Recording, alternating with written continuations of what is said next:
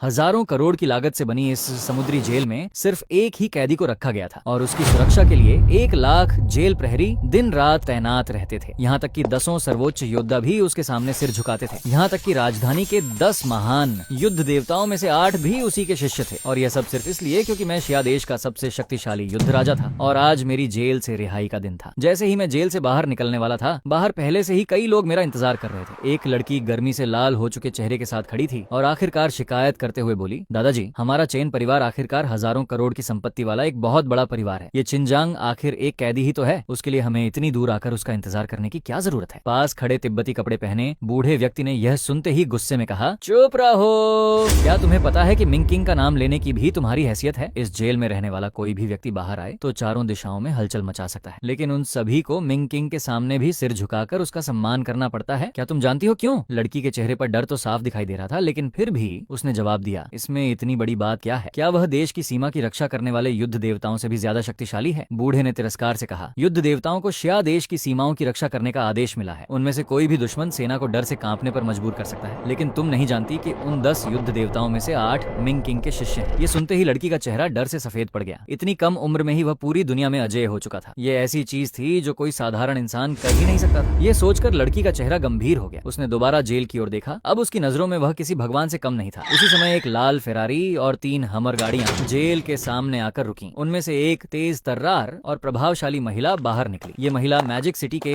एक बड़े परिवार की बेटी शेन रुशुआंग थी। वह खुद भी एक युद्ध देवता थी और चिंग मा घोस्ट डॉक्टर गे होंग की शिष्या होने के साथ साथ उसे दक्षिणी क्षेत्र की नंबर 1 महान चिकित्सक कहा जाता था। शेन रुशुआंग ने अपना चश्मा उतारा और ठंडी नजरों से जेल के दरवाजे को देखने लगी। कुछ ही देर बाद जेल का बड़ा दरवाजा अचानक खुल गया। एक युवा आदमी अंदर से बेफिक्री के साथ बाहर आया। शेन रुशुआंग ने हल्की सी भौहें सिकोड़ ली। उसने एक तस्वीर निकाली और उसे देखा। फिर सामने खड़े इस लापरवाह दिखने वाले युवक को देखा। उसने होंठ सिकोड़ते हुए पूछा, तुम किन जियांग हो? आज जेल से रिहा हुए हो, सही? उसने दोनों हाथ सीने पर बांध लिए। उसकी आंखों में साफ तौर पर ऊंचा होने का भाव था। मैंने हल्की भौहें सिकोड़ते हुए कुछ नापसंदगी के साथ पूछा, तुम मुझे ढूंढ रही हो? शेन रुशुआंग ने तस्वीर अपने बॉडीगार्ड को दे दी। फिर उसने एक शादी का समझौता निकाला और शांत भाव से बोली, जब तुम्हारी माँ को किन परिवार से बाहर नहीं निकाला गया था, तब वह मेरे घर आकर यह रिश्ता तय करके गई थी। मैं यहाँ सिर्फ तुम्हें ये बताने आई हूँ कि यह शादी अब खत्म हो चुकी है। उम्मीद है कि जेल से बाहर आने के बाद तुम हमारे शेन परिवार को परेशान नहीं करोगे। उसका नाम सुनते ही मैं साफ तौर पर थोड़ा हैरान हुआ। मेरी माँ ने पहले सच में बताया था कि मैजिक सिटी के शेन परिवार पर उसका बहुत बड़ा एहसान है। उन्होंने वादा किया था कि भविष्य में अपनी बेटी की शादी मुझसे करेंगे और अगर मुझे कभी कोई परेशानी हो तो मैं शेन परिवार से मदद मांग सकता हूँ। लेकिन जब मेरी माँ को साजिश में फंसाकर बीमारी से मरने के लिए मजबूर किया गया था, तब शेन परिवार मदद करने नहीं आया। जब मुझे झूठे आरोप में जेल भेजा गया, तब भी शेन परिवार ने मेरी मदद नहीं की। लेकिन अब जैसे ही मैं जेल से बाहर आया था, शेन परिवार की बेटी तुरंत रिश्ता तोड़ने आ गई। ये सोचकर मेरा चेहरा और ज्यादा गंभीर हो गया। शेन रुशुआंग ने ठंडी नजरों के साथ मुझ पर दया भरी नजर डाली और बोली, हम दोनों के बीच का अंतर सिर्फ तुम्हें हीन महसूस कराएगा। अगर तुमने मुझसे शादी भी कर ली तो भी पूरी जिंदगी मेरी परछाई में ही रहोगे। लेकिन अगर भविष्य में तुम्हारे पास खाने तक के पैसे ना हो तो मुझे फोन कर सकते हो। इसके अलावा मैं तुम्हें सलाह देती हूँ कि बाहर जाने के बाद वांग यानजुन से माफी मांग लेना। शायद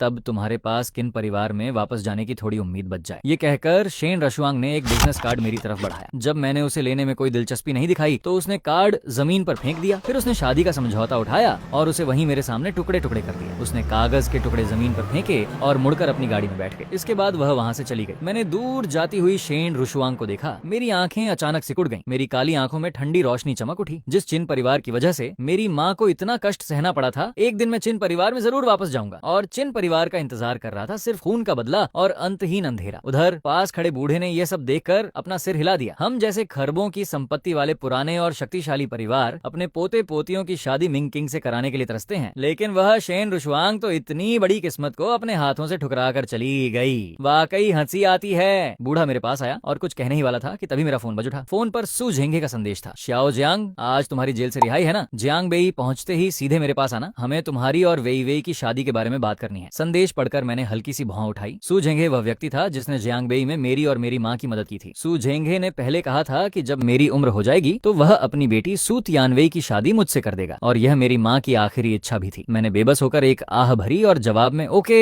भेज दिया। फिर मैंने ऊपर देखा। सामने एक बूढ़ा आदमी और एक लड़की गर्मी से पूरी तरह पसीने में भीगे हुए खड़े थे। मैंने हाथ हिलाते हुए कहा, जो भी बात है जियांग बेई पहुंचने के बाद बात करेंगे। कुछ देर बाद जब मैं विमान से उतरा तो मेरा चेहरा अचानक गंभीर हो गया। आराम करने वाली जगह के सोफे पर शेन रुशुआंग बैठी हुई। मैंने उसे देखते ही भौहें सिकोड़ ली। मुझे देखकर शेन रुशुआंग भी थोड़ी देर के लिए हैरान हुई। फिर उसकी आंखों में तिरस्कार की चमक दिखाई दी। चिंजांग, तुम आखिर ऐसा क्यों कर रहे हो? चाहे तुम कितना भी मेरे पीछे पड़े रहो, मैं तुमसे शादी नहीं करूंगी। शेन रुशवांग ने सिर हिलाया और हल्की सी आह भरी। उसकी सचिव चंग युतिंग मेरे पास आई और बोली, हमारी शाओ जे की शादी होने वाली है, फिर भी तुम बेशर्मी से उसके पीछे यहाँ तक आ गए। क्या तुम्हें कोई शर्म नहीं है? मेरी शाओ जे को पाने के लिए बहुत से लोग तरसते हैं, लेकिन मैंने तुम्हारे जैसा बेशर्म इंसान कभी नहीं देखा। चंग युतिंग के सुंदर चेहरे पर गुस्सा साफ दिखाई दे रहा था। मैंने ठंडी नजरों से देखते हुए कहा, तुम गलत समझ रही हो, मैं बस संयोग से यहाँ आया हूँ। चंग युतिंग ने यह सुनते ही बेहद तिरस्कार से कहा, संयोग से यहाँ आए हो? मुझे लगता है कि मेरी शाओ जी को खूबसूरत और अमीर देखकर तुमने जानबूझकर यह मौका बनाया है। तुम सोच रहे होगे कि अगर उससे यहाँ अचानक मुलाकात हो जाए और उसके पीछे कुत्ते की तरह घूमते रहो तो शायद वही तुम्हारे प्यार से प्रभावित हो जाएगी। तुम जैसे जेल जा चुके इंसान चाहे कितनी भी मेहनत कर लो, मेरी शाओ जी के लायक कभी नहीं बन सकते। शेन रुशवांग का चेहरा भी ठंडा पड़ गया। उसकी आंखों में गुस्सा साफ दिखाई दे रहा था। यह आदमी कितना हास्यास्पद है, मेरे पीछे पीछे यहाँ तक आया और पकड़े जाने के बाद भी अपनी गलती नहीं मान रहा। वाकई इसे देखकर घृणा होती है। उनकी बातें सुनकर मैं ठंडे अंदाज में हंसा। मैंने दोनों की तरफ देखना भी जरूरी नहीं समझा। मैंने अपना एक कार्ड निकाला और फोन पर किसी को कॉल करके उसके आने का इंतजार करने लगा। मेरे जांगबेई आने की खबर मिलते ही लियान मो आइलैंड के पुनर्जीवित जांगबेई किंग झाओ वुदी ने जांगबेई के सबसे अमीर व्यक्ति को मुझे लेने के लिए भेज दिया था और मेरे हाथ में जो कार्ड था वह जांगबेई की सबसे महंगी हवेली की चाबी थी। शेन रुशवांग ने देखा कि मैं वहां से नहीं जा रहा हूँ, वह भी वहीं बैठ गई। उसका चेहरा थोड़ा और बिगड़ गया। वह उठकर जाने ही वाली थी कि तभी एक बूढ़ी महिला अचानक जमीन पर गिरकर बेहोश हो गई। लोग तुरंत उसके चारों तरफ जमा हो गए। भीड़ में से एक आवाज आई, मैं डॉक्टर चू, सब पीछे हटो। चश्मा पहने एक आदमी भीड़ को हटाते हुए अंदर आया। उसने कुछ देर नब्ज जांची और सिर हिलाते हुए कहा, मरीज का दिल जवाब दे रहा है, शायद अब इसे बचाना मुश्किल है। उसकी बात खत्म होते ही भीड़ में मौजूद एक छोटी बच्ची रोने लगी। ये देखकर मेरी भौहें सिकुड़ गईं। बूढ़ी महिला के होंठ बिल्कुल सफेद पड़ चुके थे। उसके माथे पर पसीने की छोटी छोटी बूंदें थीं। साथ ही उसके शरीर में ऐंठन भी हो रही थी। यह गंभीर मायोकार्डाइटिस की वजह से हुआ कार्डियक अरेस्ट था। ऐसी स्थिति में आम डॉक्टरों के लिए सच में कुछ करना मुश्किल था, लेकिन मेरे लिए सिर्फ 3 खास नसों पर सुई लगाकर और उनमें अपनी आंतरिक ऊर्जा पहुंचाकर 2 मिनट के अंदर बूढ़ी महिला के दिल को दोबारा धड़काया जा सकता था और इस तरह समस्या हमेशा के लिए खत्म हो सकती थी। इसके बाद उसे दोबारा अस्पताल जाने की भी जरूरत नहीं पड़ती। आजकल के डॉक्टर पश्चिमी चिकित्सा पर बहुत ज्यादा निर्भर हैं। असल में चीनी पारंपरिक चिकित्सा ही सबसे ज्यादा प्रभावशाली है। मेरे चेहरे पर हल्की सी मुस्कान आई। मैं आगे बढ़ा और बूढ़ी महिला के पास बैठ गया। उसके शरीर की कुछ खास नसों पर हल्का दबाव डाला। अब बस 2 मिनट इंतजार करना था। बूढ़ी महिला अपने आप होश में आ जाती। ये देखकर चंग युतिंग की भौहों के बीच गुस्सा उभर आया। वह घृणा से बोली, शाओजे, देखिए ये क्या कर रहा है। बूढ़ी महिला की हालत इतनी खराब है और ये यहाँ अजीब हरकतें कर रहा है, पूरा पागल है। यहाँ तक कि ये मुस्कुरा भी रहा है और बूढ़ी महिला के शरीर पर इधर उधर हाथ लगा रहा है। ये आदमी मानसिक रूप से बिल्कुल ठीक नहीं है। शेन रुशवांग ने गहरी भौहें सिकोड़ ली। जैसे ही मैं खड़ा हुआ वह तेजी से मेरे पास आई और शांत स्वर में बोली, मैं देखती हूँ। चंग युतिंग भी तुरंत उसके पीछे आ गई। उसने मुझे जोर से पीछे धकेल दिया और गुस्से से मेरी तरफ देखा। सब पीछे हटो, मेरी शाओ जे इसका इलाज कर सकती है। शेन रुशवांग ने जेब से कुछ चांदी की सुइयां निकाली। उसने ग्वान युएन, जूखे, तियनटू जैसी 13 नसों पर सुइयां लगानी शुरू कर दी। मैं पास खड़ा होकर हल्की भौहें सिकोड़कर उसे देखता रहा। मैं पहले ही इलाज शुरू कर चुका था। 2 मिनट बाद बूढ़ी महिला होश में आने वाली थी, लेकिन शेन रुशवांग जिन जगहों पर सुइयां लगा रही थी वे पूरी तरह गलत भी नहीं थी और उससे बूढ़ी महिला को कोई नुकसान भी नहीं होने वाला था। इसलिए मैंने कुछ नहीं कहा। वास्तव में 2 मिनट बाद बूढ़ी महिला ने धीरे धीरे अपनी आंखें खोल दी। जाग गई, वह सच में होश में आ गई। हॉल में मौजूद लोगों के बीच हलचल मच गई। सभी लोग शेन रुशवांग की तारीफ करने लगे। शेन रुशवांग खुद भी थोड़ी हैरान थी। उसने तो इलाज अभी आधा ही किया था और उसे खुद भी पूरा भरोसा नहीं था कि वह मरीज को बचा पाएगी। फिर बूढ़ी महिला इतनी जल्दी कैसे ठीक हो गई? क्या उसकी चिकित्सा कला पहले से भी बेहतर हो गई थी? हैरानी के बाद शेन रुशवांग की आंखों में गर्व दिखाई देने लगा। चेन युटिंग ने गर्व से लोगों को बताया, मेरी शाओ जी का नाम शेन रुशवांग है। वह चिंगमा घोस्ट डॉक्टर की सीधी शिष्या है। ऐसी बीमारी का इलाज करना उनके लिए कोई मुश्किल काम नहीं है। उसका छोटा सा परिचय सुनते ही पूरा हॉल जैसे फट पड़ा। लोगों में जबरदस्त उत्साह फैल गया। सभी लोग किसी सुपरस्टार को देखने की तरह शेन रुशवांग को घेरने लगे। लोग उसे अपनी पहचान बताने वाले कार्ड देने लगे और उसे संबंध बनाने की कोशिश करने लगे। यह दृश्य देखकर मैं फिर से थोड़ा हैरान हुआ। चिंगमा घोस्ट डॉक्टर गे होंग तो 3 बार लियन मो आइलैंड आया था। वह रोते हुए मुझसे अपना गुरु बनने की विनती करता था। आखिरकार मैंने बेबस होकर उसे कुछ बार मार्गदर्शन दिया था, लेकिन मैंने कभी नहीं सोचा था कि शेन रुशवांग उसी बूढ़े आदमी की शिष्या निकलेगी। शेन रुशवांग ने मुझे वहीं खड़ा देखा और ठंडे स्वर में कहा, तुमने खुद भी देख लिया है, हम दोनों अलग अलग दुनिया के लोग हैं। उम्मीद है अब तुम यहीं रुक जाओगे। मेरा पीछा करना बंद कर दो। पास खड़ी चंग युतिंग ने भी गर्व से कहा, तुम महीने में 5000 युएन भी नहीं कमा पाते। तुम हमारी शाओ जी के लायक कैसे हो सकते हो? मैंने तुम्हारी लिखी हुई मेडिकल रिसर्च भी पढ़ी है। उसमें कोई खास बात नहीं थी, उसमें कोई नई चीज नहीं थी। गे होंग, उस बूढ़े आदमी को चिकित्सा सिखाना तो आता है, लेकिन इंसान बनना सिखाना बिल्कुल नहीं आता। अगली बार जब मैं उससे मिलूंगी तो मुझे उससे इस बारे में अच्छी तरह बात करनी होगी। उसकी बात खत्म होते ही आसपास मौजूद लोग पूरी तरह भड़क गए। सभी लोग मुझे ही गलत ठहराने लगे। वे कहने लगे कि मुझे अपनी औकात तक का पता नहीं है। यहाँ तक कि मेरी बेशर्मी ने उनकी सोच की सारी हदें पार कर दी थी। शेन रुशवांग का चेहरा भी पूरी तरह ठंडा पड़ गया। वह ठंडी आवाज में बोली, मेरे गुरु का नाम सीधे लेना वाकई मौत को बुलाना है, लेकिन मेरी वजह से तुम्हें इस बार छोड़ रही हूँ। जल्दी से मैजिक सिटी जाओ और वांग यानझुन से माफी मांगो। अपना रवैया थोड़ा विनम्र रखना, शायद वह तुम पर दया करके तुम्हें कुछ पैसे दे दे और तुम अपनी बाकी जिंदगी किसी तरह गुजार सको। शेन रशुआंग की बात खत्म होते ही वह अपने बॉडीगार्ड्स के साथ बड़े अंदाज में एयरपोर्ट से चली गई। मैंने शेन रशुआंग की दूर जाती हुई पीठ को देखा और ठंडे अंदाज में मुस्कुराया। मैं निश्चित रूप से मैजिक सिटी जाऊंगा, लेकिन अभी नहीं। 21 दिसंबर को वांग यानझुन का जन्मदिन है। उस दिन मैं उसे खुद एक बड़ा तोहफा दूंगा। ओ, लोगों के चले जाने के बाद ही बड़ी बड़ी बातें करने की हिम्मत है। किसे दिखा रहे हो ये नाटक? जितना कम काबिल इंसान होता है उतना ही ज्यादा मुंह चलाता है। एक यात्री ने मेरा गंभीर चेहरा देखा और मुझे घूरते हुए ऐसा कहा। वह मुड़कर जाने ही वाला था कि तभी एक लाल चेहरे वाला मोटा आदमी दौड़ता हुआ मेरी तरफ आया। जब आसपास मौजूद लोगों ने उस मोटे आदमी का चेहरा पहचाना, उनमें से हर कोई मेरे सामने घुटनों पर बैठकर माफी मांगना चाहता था। उस समय मैं एयरपोर्ट के हॉल में खड़ा था। मैंने सामने खड़े उस मोटे आदमी को देखा। ये मोटा आदमी मुझे लेने आया जियांगबई का सबसे अमीर आदमी वू तियांदे था। वू तियांदे मुस्कुराते हुए मेरा स्वागत करने लगा। उसने बड़े उत्साह से मेरा कपड़े का बैग ले लिया और उसे अपनी पीठ पर लटका लिया। बिल्कुल डरा हुआ सा लग रहा था। यह दृश्य देखकर अभी अभी मेरा मजाक उड़ाने वाले सभी लोग सीधे हैरान रह गए। वे सभी शर्म से लाल चेहरा किए एक तरफ छिप गए। उन्हें डर था कि कहीं मैं अब उनसे पुराना हिसाब न चुकता कर दूं। इस समय वू तियांदे भी बेहद घबराया हुआ था। कल जब उसे जाओ वूदी का फोन आया था तभी उसे अच्छी तरह समझ आ गया था कि मेरी ताकत कितनी बड़ी है और उसने इस बार मुझे लेने आने के लिए पूरी तैयारी की थी। वह खास तौर पर मेरे हाई स्कूल के पुराने स्कूल में गया था और मेरी तस्वीर तक निकलवाई थी। साथ ही उसने स्कूल को 5 करोड़ का दान भी दिया था। लेकिन उसने सोचा नहीं था कि मुझे लेने आने में फिर भी गलती हो जाए, जिसकी वजह से मुझे एयरपोर्ट पर आधे घंटे से ज्यादा इंतजार करना पड़ा। अब तो डर के मारे उसके हाथ पैर कांप रहे थे। मैंने सामने खड़े वू तियांदे को देखा और हाथ हिलाया, फिर पास खड़ी एक गाड़ी में जाकर बैठ गया। हमारे वहां से जाते हुए आसपास मेरा मजाक उड़ाने वाले लोगों ने देखा तो वे सभी डर के मारे कांप उठे। उनमें से कुछ लोगों ने बड़ी मुश्किल से वू तियांदे से अपना संबंध बनाया था, लेकिन अब उनकी सारी मेहनत बेकार हो गई। कुछ देर बाद मैं सू परिवार के घर पहुंचा। मैंने अपने बैग से एक चित्र निकाला और दरवाजे पर हल्के से दस्तक दी। दरवाजा खुला। सामने नींद से भरी आंखों वाली एक लड़की दिखाई दी। यान, तुम भी यहाँ हो? मैंने सामने खड़ी लड़की को मुस्कुराते हुए कहा। उस लड़की का नाम झो होंग्यान था। वह सुतियानवे की मौसी की बेटी थी। मैं उससे पहले कई बार मिल चुका था। लड़की अभी अभी सोकर उठी थी। मुझे देखते ही पहले तो वह थोड़ा हैरान हुई, फिर उसका चेहरा तुरंत उतर गया। उसने बस इतना कहा,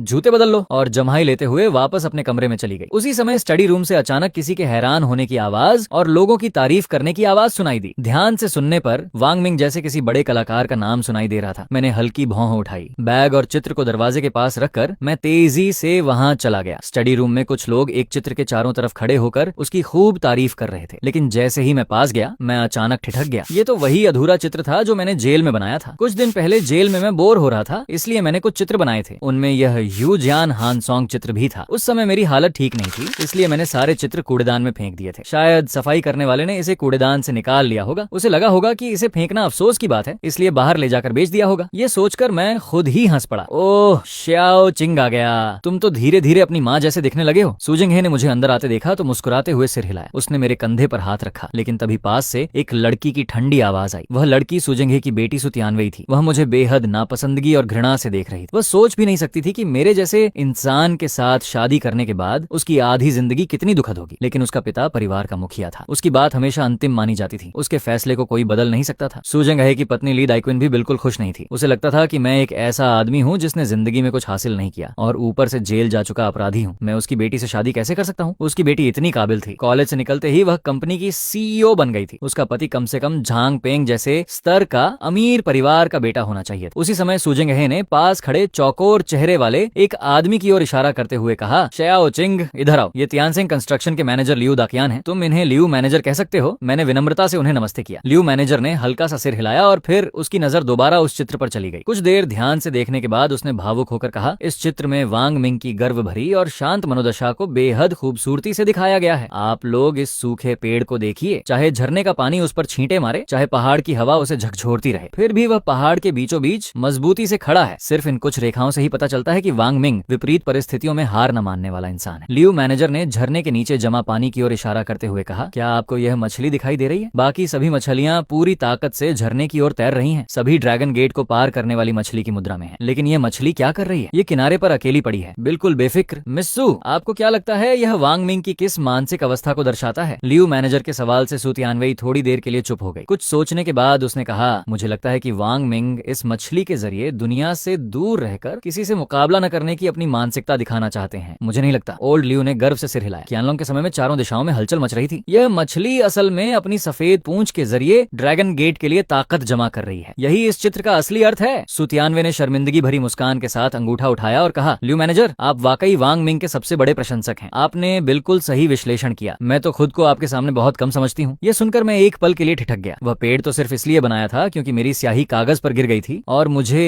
मजबूरी में वहाँ एक पेड़ बनाना पड़ा था। और वह मछली तो बिल्कुल अनजाने में बनी थी। उस पर टमाटर की चटनी गिर गई थी जिसे मैं मिटा नहीं पाया, इसलिए मैंने लाल स्याही से कुछ रेखाएं बनाकर उसे ढक दिया। इसमें इतना गहरा अर्थ आखिर कहाँ से आ गया? असल में इन्हीं दोनों जगहों की वजह से मुझे यह चित्र बिल्कुल पसंद नहीं था, इसीलिए मैंने इसे सीधे कूड़ेदान में फेंक दिया था। लेकिन मुझे उम्मीद नहीं थी कि वे दोनों जगहों के बारे में इतनी गंभीरता से बातें करेंगे। और सबसे बड़ी बात, सामने रखा यह चित्र असली भी नहीं था बल्कि उसकी नकल थी। मैंने सिर हिलाया और मेरे होंठों पर बेबसी भरी मुस्कान आ गई। तुम्हारा क्या मतलब है? सुतियानवे ने मुझे इस तरह देखकर नाराजगी से पूछा। अभी अभी जेल से निकला हुआ अपराधी, तुम्हें जल्दी से लिविंग रूम में जाकर इंतजार करना चाहिए। यहाँ एक प्रसिद्ध चित्र के सामने खड़े होकर सिर हिला रहे हो और बेवकूफों की तरह मुस्कुरा रहे हो। अपनी बेइज्जती करवाने से बाज नहीं आ रहे। मैंने कहा, इस चित्र की कोई खास संग्रहणीय कीमत नहीं है और ऊपर से यह नकली भी है। मैंने देखा कि ल्यू दाकियाने से किसी खजाने की तरह देख रहा था। मैं उसे धोखा नहीं देना चाहता था, इसलिए मैंने अपनी राय बता दी। मेरी बात खत्म होते ही ली दाकिन जोर से चिल्लाने लगी, तुम कला के बारे में जानते भी हो? तुम्हें पता है वांग मिंग कौन है? ये चित्र वेइवेई ने 30 लाख से ज्यादा में खरीदा है। ये नकली कैसे हो सकता है? तुम्हें कुछ नहीं पता और यहाँ आकर बकवास कर रहे हो। लिविंग रूम में जाओ। सु झेंगे ने भी इस समय भौहें सिकोड़ ली। उसने शर्मिंदगी भरी मुस्कान के साथ कहा, ल्यू मैनेजर, शाओचिंग को ज्यादा शिष्टाचार नहीं आता, आप बुरा मत मानिए। ये कहकर उसने आंखों से मुझे इशारा किया। शाओचिंग, तुम पहले लिविंग रूम में जाकर चाय पियो, बाद में ल्यू मैनेजर के साथ कुछ जाम पी लेना। मैंने शांत स्वर में कहा, यह सच में नकली चित्र है। वेइवेई ने इसे खरीदने में काफी पैसे खर्च किए होंगे, इसे वापस कर दो। मैं जानता था कि सुतियानवे ने यह चित्र लियू मैनेजर को खुश करने के लिए खरीदा था। अगर मैं यह बात नहीं बताता और लियू मैनेजर इसे अपने साथ ले जाता तो जानकार आदमी एक नजर में इसे नकली पहचान लेता। उस समय लियू मैनेजर की इज्जत चली जाती और वह निश्चित रूप से बहुत गुस्सा होता। सु तियानवेई ने गुस्से से मुझे घूरते हुए कहा, चिनजांग, तुम्हारा नाटक खत्म नहीं हुआ। जब मैंने यह चित्र खरीदा था तो जांग में म्यूजियम के एक शोधकर्ता से इसकी जांच करवाई थी। क्या तुम उससे भी ज्यादा जानते हो? ऐसा मत सोचो कि वांग मिंग के कुछ चित्र देखने के बाद तुम हर जगह अपनी अक्ल दिखाने लगो। सु तियानवेई की घूरती नजरों के सामने मेरा चेहरा गंभीर हो गया। मैंने चित्र पर लगी मुहर की ओर इशारा करते हुए कहा, यह मुहर असली कलाकार की मुहर से लगभग बिल्कुल अलग नहीं है। इससे पता चलता है कि इसे बनाने वाले की नकल करने की कला काफी अच्छी है, लेकिन ध्यान से देखने पर पता चलता है कि मुहर बहुत ज्यादा सपाट है। उसमें पत्थर पर खुदी असली मुहर वाला एहसास बिल्कुल नहीं है। यह साफ तौर पर फोटो प्लेट से बनाई गई नकली मुहर है। ल्यू दाकियान ने यह सुनते ही अपना चेहरा बदल लिया। उसने जल्दी से आवर्धक शीशा निकाला और चित्र के पास ले गया। कुछ देर बाद ओल्ड ल्यू का चेहरा अचानक बदल गया। उसने आवर्धक शीशे को जोर से मेज पर फेंक दिया और ठंडी आवाज में कहा, युवा आदमी सही कह रहा है, मुहर फोटो प्लेट से बनी है। कुछ जगहों की रेखाएं भी सही नहीं है। ये सच में नकली है। ये सुनते ही सु परिवार के तीनों लोग वहीं के वहीं जड़ हो गए। सु तियानवेई तो बेहद परेशान हो गई। उसने चित्र लियू दाकियान को इसलिए दिया था ताकि एक बड़ा प्रोजेक्ट हासिल कर सके, लेकिन अब न सिर्फ प्रोजेक्ट हाथ से निकल गया बल्कि उसने लियू मैनेजर को नाराज भी कर दिया था। सु झेंगे ने हालात बिगड़ते देख तुरंत बात संभालने की कोशिश की। लियू मैनेजर, आप नाराज मत होइए। कला और संग्रह की दुनिया में असली और नकली पहचानना आसान नहीं होता। गलत नजर पड़ जाना भी आम बात है। मैं कुछ खाने पीने का इंतजाम करता हूँ, आइए साथ में थोड़ा पीते हैं। ये कहकर वह लियू मैनेजर को लिविंग रूम में ले गया। मेरे पास से गुजरते हुए सु झेंगे ने मुझसे कहा, तुम और वेइवेई अभी सिविल अफेयर्स ब्यूरो जाओ और शादी का प्रमाण पत्र बनवा लो। यहाँ की चिंता मुझे करने दो। वापस आकर लियू मैनेजर के साथ अच्छी तरह कुछ जाम पी लेना। मैंने अपनी नाक छूते हुए कहा, सु अंकल, ये कुछ ज्यादा जल्दी नहीं हो रहा? सु झेंगे ने कहा, 10 साल पहले ही मैंने तुम्हारी माँ से यह बात तय कर ली थी, अब इसमें जल्दी कैसी? ये कहते हुए सु झेंगे ने मुझे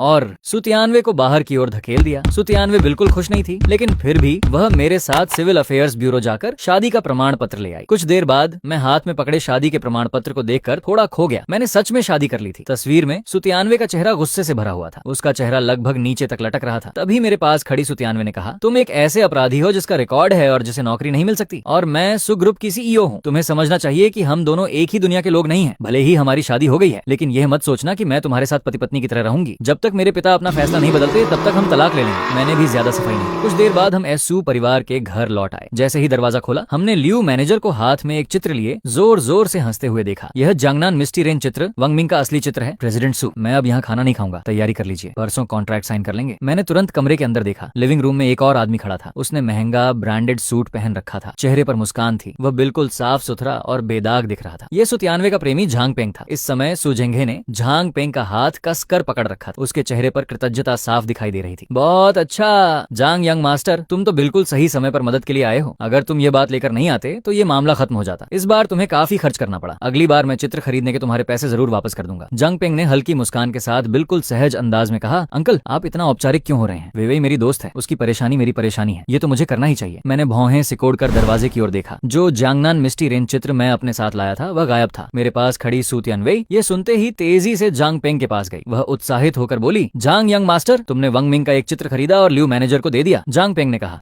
वे इतना उत्साहित मत हो, हम अच्छे दोस्त हैं, ये तो मुझे करना ही चाहिए। जांग पेंग ने मुस्कुराते हुए कहा और फिर उसकी नजर मुझ पर चली गई। उसी समय ली दैकिन रसोई से बाहर आई। जांग पेंग ने पूछा, ये कौन है? जांग यंग मास्टर के सवाल को सुनते ही ली दैकिन ने ताने भरे अंदाज में कहा, एक ऐसा बदकिस्मत आदमी जो अभी अभी जेल से बाहर आया है। जांग यंग मास्टर, आप उसे छोड़िए। देखिए, आप आए और वेइवेई के लिए इतने पैसे खर्च कर दिए, वाकई आपका दिल बहुत बड़ा है। कुछ लोग ऐसे हैं जो कई सालों बाद भी आते हैं तो एक छोटा सा तोहफा तक नहीं लाते। मैंने ली दैकिन की बात पर ध्यान नहीं दिया, बल्कि मैंने जांग पेंग को शांत नजरों से देखा और कहा, वह चित्र मैंने सू अंकल को देने के लिए दिया था। ये तुम्हारा कब हो गया? मेरी बात सुनते ही सभी लोग एक पल के लिए हैरान रह गए। ली दैकिन ने कमर पर हाथ रखकर गुस्से में चिल्लाते हुए कहा, छिंजांग, तुम्हें शर्म भी है? तुम्हें खुद पता है कि तुम्हारी अपनी कीमत कितनी है? वह चित्र लाखों का है, क्या तुम उसे खरीद सकते हो? हर चीज पर कब्जा करने की कोशिश करते हो। अब तुम यह क्यों नहीं कहते कि वांग यूशान की गोल्डन फ्लावर इंस्क्राइब्ड फ्लूट भी तुम्हारी है? मेरी बात सुनने के बाद जांग पेंग ने इसे मानने के बजाय मेरा मजाक उड़ाना शुरू कर दिया। बोमू, छिन भाई शायद कोई तोहफा नहीं ला पाए, उसे बुरा लग रहा होगा। सू परिवार में अपनी जगह बनाने के लिए वह ऐसी बातें कर रहा है, मैं उसे समझ सकता हूँ। वह चित्र सच में छिन भाई का नहीं है। ये कहकर जांग पेंग ने दरवाजे की ओर गंभीरता से इशारा किया। मैं जब आया था तो सिर्फ 2 बोतल शराब लाया था। उसकी यह चाल सच में बहुत चालाक थी। उसने सीधे यह नहीं कहा कि चित्र उसका है, लेकिन अपनी बात से उसने यह दिखा दिया कि वह चित्र लेकर नहीं आया था। इससे लाई दैकिन का मेरे प्रति गुस्सा चरम पर पहुंच गया। छिंजांग, मेरी बेटी की शादी तुमसे हो चुकी है, फिर भी तुम जांग यंग मास्टर का श्रेय छीनना चाहते हो। जांग यंग मास्टर की चीज को अपनी बताने की कोशिश कर रहे हो। तुम्हें शर्म नहीं आती? मुझे तुम्हारी जगह शर्म आ रही है। आसपास के सभी लोग तिरस्कार भरी नजरों से मुझे देखने लगे। मैं बेबस होकर फिर समझाने लगा, बोमू, मैं मजाक नहीं कर रहा। जब मैं घर में आया था तब मैंने चित्र श्वेंगवान में रख दिया था। अगर आपको विश्वास नहीं है तो जो होंगयान से पूछ लीजिए। जब मैं आया था उसी ने दरवाजा खोला था। सू जेंगे ने सिर हिलाया और कहा, यह भी ठीक है, यान यान पूरे दिन सो रही थी, उसे जगाकर पूछ लेते हैं। कुछ देर बाद जो होंगयान जम्हाई लेते हुए दरवाजा खोलकर बाहर आई, लेकिन जैसे ही ली दैकिन ने उससे पूछा, क्या तुमने देखा था कि छिंजांग अपने साथ एक चित्र लेकर आया था? जो होंगयान ने तेजी से आंखें झपकाई और गंभीरता से कहा, वंग मिंग का चित्र? मैंने तो नहीं देखा। अचानक सभी की नजरें मुझ पर टिक गईं। सभी यह देखना चाहते थे कि अब मेरे पास कहने के लिए क्या बचा है। ये देखकर मैंने भी आगे कोई सफाई नहीं दी। मैं ठंडे अंदाज में मुस्कुराया और जांग पेंग से कहा, मैं तुम्हें सलाह देता हूँ कि अच्छा इंसान बने रहो, वरना तुम्हारे पास घुटनों पर बैठकर माफी मांगने का मौका भी नहीं बचेगा। सू जेंगे ने तुरंत ऊंची आवाज में रोकते हुए कहा, बस ये बात यहीं खत्म करो, अब कोई भी इसके बारे में दोबारा बात नहीं करेगा। जब प्रोजेक्ट मिल ही गया है तो बैंक की तरफ से पैसे मंजूर हुए या नहीं? सू तियानवे ने भारी सांस लेते हुए कहा, बैंक की तरफ से हमारी आवेदन खारिज कर दी गई है। अगर ऐसा ही चलता रहा तो मैं सीईओ भी नहीं रह पाऊंगी। जांग पेंग की आंखों में चालाकी की एक झलक दिखाई दी। उसने मेरी तरफ देखा और चेहरे पर बनावटी मुस्कान लाते हुए कहा, जब तुम लाखों का चित्र भी आसानी से दे सकते हो भाई, तुम में इतनी बड़ी काबिलियत है तो इतनी छोटी सी बात भी हल कर सकते हो, है ना? मैंने बिना सोचे सीधे जवाब दिया, हो जाएगा, बस छोटी सी बात है। ये सुनते ही सभी लोग बेहद हैरानी से मेरी तरफ देखने लगे। उनकी आंखें आश्चर्य से बाहर निकल आईं। लाई दैकिन ने तुरंत चिल्लाकर कहा, अपना बदबूदार मुंह बंद करो। क्या तुम्हें लगता है बैंक तुम्हारे घर का है? अगर चुप नहीं रह सकते तो कोई तुम्हें गूंगा नहीं समझेगा। एक शब्द और बोला तो यहाँ से निकल जाओ। हर बात में अपनी झूठी काबिलियत दिखाने वाला निकम्मा। मेरा चेहरा गंभीर हो गया। मेरी आंखों से ठंडी चमक चाकू की तरह निकल पड़ी। मैंने ठंडे स्वर में कहा, तुम्हारी बात खत्म हो गई। अगर सुजेंगाहे की परेशानी दूर करने के लिए मुझे उसकी मदद नहीं करनी होती तो मैं सुपरिवार के दरवाजे तक में कदम नहीं रखता। मेरे गंभीर चेहरे को देखकर सभी लोग एक पल के लिए डर गए। उन्होंने फिर कुछ कहने की हिम्मत नहीं की। यह देखकर मैंने सीधे अपना सामान उठाया और सुपरिवार से बाहर चला गया।